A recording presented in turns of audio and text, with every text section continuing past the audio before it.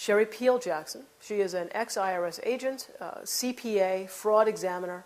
She was working for the IRS. She was on the fast track to success there. She was doing very well, had received numerous awards for all of the work she did. And she realized that there is no law and that the biggest fraud was the IRS. I tried to be the best at whatever I did. So when I got to the IRS, I hit the ground running. My first year in 1988, I got the Fraud Award. It's a big Shaped in Georgia award for fraud. But I got numerous awards, and my biggest one is from the IRS commissioner himself. Back in 1995, it was Fred T. Goldberg. One of the things that I wanted to tip you off on as far as what the IRS does before I get into the story, they had, I don't know what they're doing now, but they had what's called a Market Segment Specialization Program, or MSSP. They would take different market segments, like ministers, and try to figure out how much money you were underreporting. Let's take beauticians, for example. I'm going to audit her beauty shop. She owns the shop, and she has some people working there. Based on the assumption that the IRS has that people don't report all of their money, but they like to put all their expenses on there. So granted, all her expenses are on the tax return, and I figure out how many bottles of this and that she bought, I can calculate a dollar figure. So I'll tell Sophia, after it's all over and we're buddy-buddy, I just shock her, and I say, well, guess what? It looks like, based on my calculations, that you really brought in $80,000, but you have $50 on the tax return. So here, you owe the IRS back $30,000. What would she do? She would sign off on it. I only had 2 cases in 7.5 years where somebody actually bucked at me. People are so afraid. The government and the media have gotten you guys so afraid of the IRS that you don't even buck them. Now, mind you, she might have left some money off. Maybe there was several times where she just didn't report the cash. And maybe that's why. Maybe she has no idea how much she, quote-unquote, underreported. Maybe that was it. But they always acquiesce. They got one, anybody own a laundromat, they have one that will calculate, based on your water bill, how many loads were washed at your laundromat.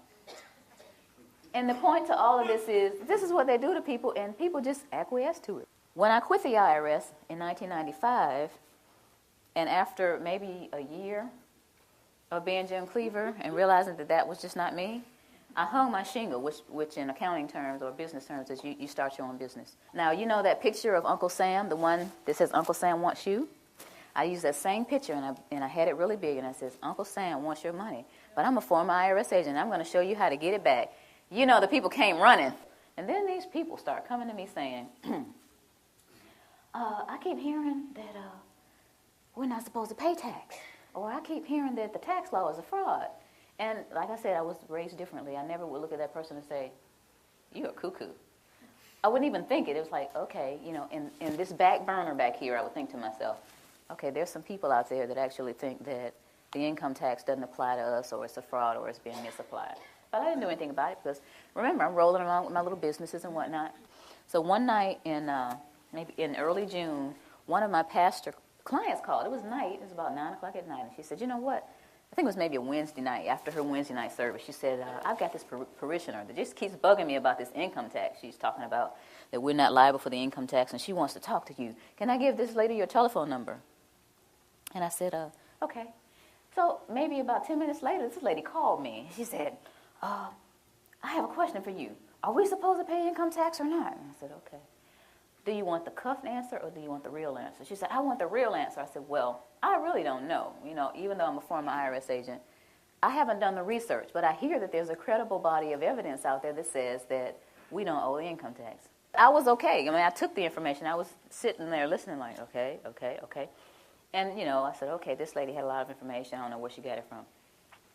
So a few weeks later, she called me again, and she said, Miss Jackson, remember that information I told you on the phone?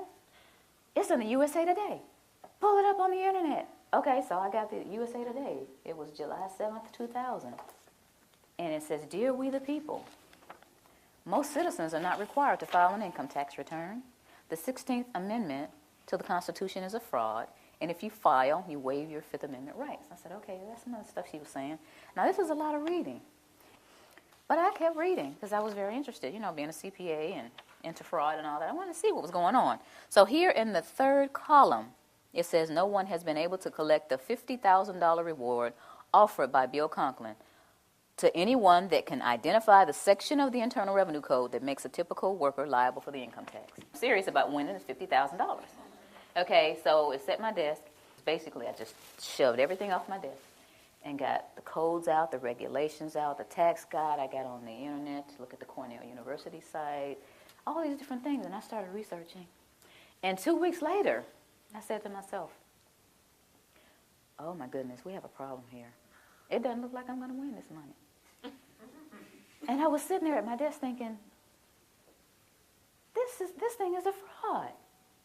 2 weeks it took me to sit there and realize that. I didn't just look at the positive, I looked at the negative, I looked at the IRS site. All these things are going on. This thing is a fraud. Being a CPA and a former IRS agent, I sat there at the desk, I was by myself, and all these thoughts started going through my head. The first thought was, now I'll finally open up the codes and regulations. Because see, at the IRS, they trained us with these little guides. We didn't use the codes and regulations. We would get one of these, and you would have to read it, understand it, and pass this little test. And all these little guides that I got, I read them, and I made A's on all my tests. And I thought, and I guess the rest of the agents in training thought, that the information that was in here was the same that was in those thick codes and regulations. But it's not necessarily the same. The things that are in these training manuals are not necessarily the same thing as in the codes and regulations. I learned that in my studying. In the time that I was doing the research, I also learned about the pocket commission. And I'm going to let this go around the room, but y'all got to give it back. This is the outside that I purchased of the pocket commission that I had. And before I left, I had the sense of mind to make a copy. This is the little badge I used to flip out at people and say, give me your books and records. Give me your bank statements. Give me all your credit cards, And, people, okay, here. Even the counties, I go to the county, do it. I go just about anywhere and flip this little thing out and get whatever I wanted. There's a lot of power nuts out there doing that, guys. Y'all know it. Half of you already know about it. There's an enforcement pocket commission, and there's a non-enforcement pocket commission.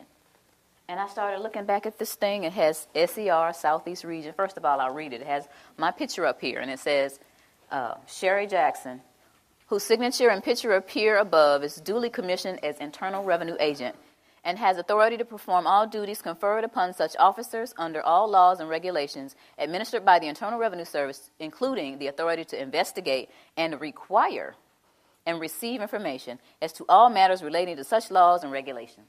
And it has SER and some other numbers and an A. And based on this Internal Revenue Manual, A means administrative. So I'm an administrative clerk out there on the front lines. And I'm an administrative clerk with a non-enforcement pocket commission. Okay, so I'm starting to get angry here. Starting to think about all that. I had to take bribes and get little tape recorders taped to my body and the little microphones on me and go in and take bribes from people. But, thinking about stuff like that, what they got me out here, and I'm thinking I really have authority. And this is administrative, non-enforcement pocket commission. That was one of the other things I thought about. And then I thought about, and I found out this is another issue, a levy versus a notice of levy. This is something that I didn't deal with a lot because I was an agent and I just assessed the tax. I wasn't a tax collector. I just assessed it. So this is a notice of levy. And someone said, hey, this is a notice of levy. This is what the banks get or your job or whatever. They said, look at the back of it. So I'm looking at the back of this notice of levy, and it says, Section 6331, levy and distraint. And then it says B and C. And I'm thinking, it starts off with B? What happened to A? So I looked up A. And here's A. And it says, levy may be made upon the accrued salary or wages of any officer, employee, or elected official of the United States, the District of Columbia, or any agency or instrumentality of the United States or the District of Columbia by serving a notice of levy. I'm thinking, but that's not most people. That's not the person that works at AT&T or Bell South or Coca-Cola. That's not most people. Aren't people noticing that the A isn't on here? Aren't they curious about it? Why are they doing this? So all this is going through my head during this period of time, then I'm realizing that there's a rat in the camp. That's what I call it. But this is the straw that broke the camel's back. The Federal Reserve is not federal. How many of you did not know before today that the Federal Reserve isn't federal? If you did not, don't be shy. If you didn't know before today that the Federal Reserve isn't federal, raise your hand. Most people don't know that. 9 out of 10 people that I asked off the street don't understand that the Federal Reserve is a non-auditable private banking cartel. They are collecting 30